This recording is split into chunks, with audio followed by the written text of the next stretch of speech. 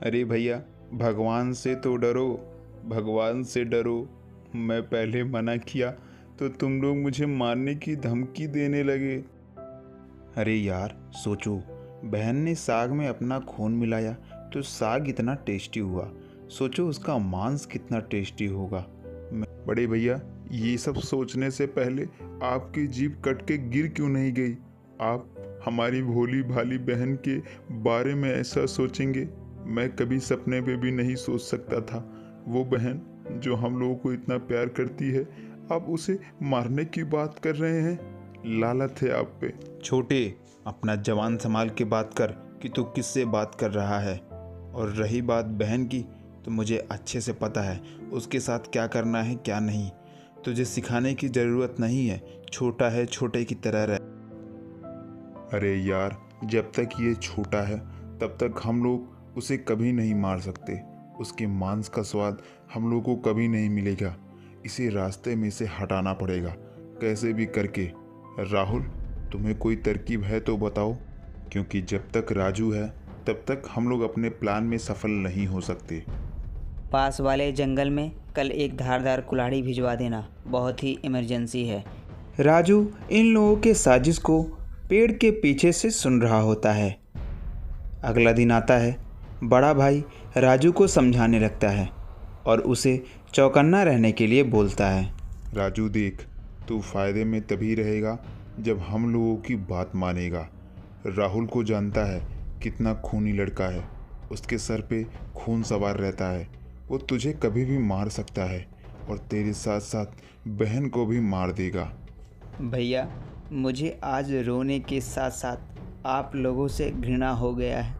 हमारी बहन जो कि देवी जैसी है, तुम लोग उसके बारे में ऐसा सोचोगे, मैं कभी सपने में भी नहीं सोच सकता था। मैं उसके साथ कभी गलत नहीं होने दूंगा। आखिर में राजू को इग्नोर करके सब अपने काम को अंजाम देते हैं। महज एक साल बाद कुछ ऐसी घटना होती है जो सबको झकझोर के रख देती है। अरे आ गई, मैं तो अपने पहले भाई के घर आ गई। तू कौन है? तू पिशाचिन मेरे घर के अंदर कैसे आई?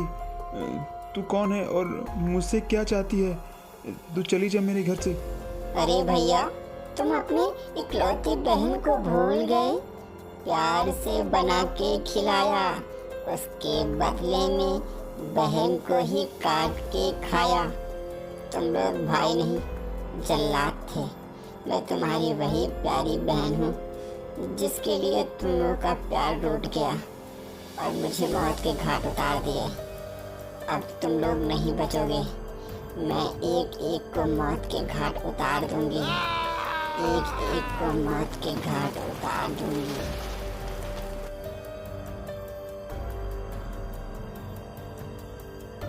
भैया, मैंने अपना पहला बदला ले लिया। पहले जल्लाद को मौत के घाट उतार दी हूँ। उसके अस्थियों को ले जाके गंगा में प्रवाहित कर दो ताकि उसे मुक्ति मिल सके। हाँ बहन, तुम जैसा बोलोगी मैं वैसा ही करूँगा। बस तुम्हें जल्द से जल्द मुक्ति मिले।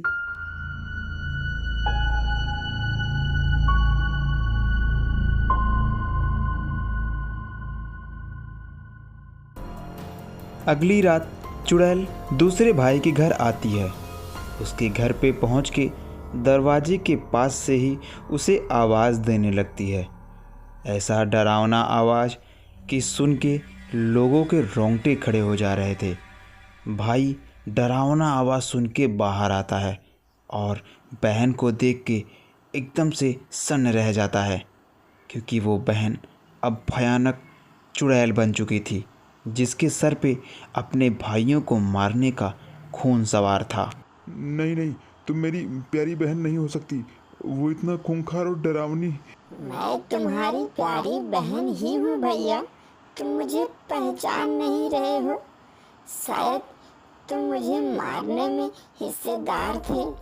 संजय का पूरा बॉडी डर से कांपने लगता है और उसकी आंखें फटी की फटी रह जाती हैं। बहन दूसरे भाई को मार के बदला पूरा करती है। सभी भाई जैसे उसे बेरहमी से मारे थे, वो भी एक एक करके सबको मौत के घाट उतारती है। अगली रात आती है।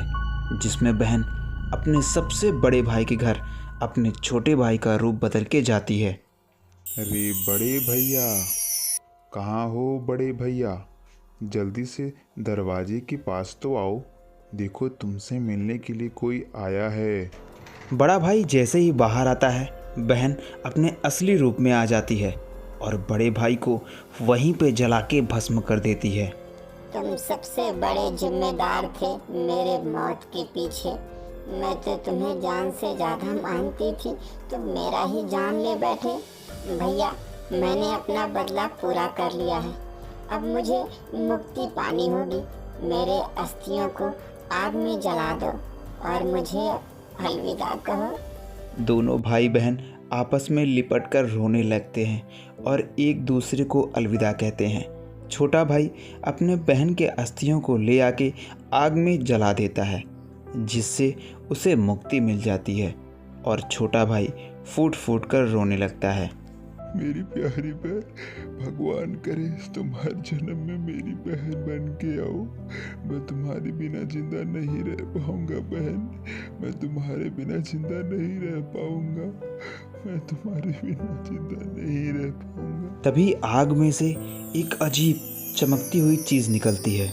भैया, अपना ख्याल रखना भैया, जल्द ही मुलाकात होगी।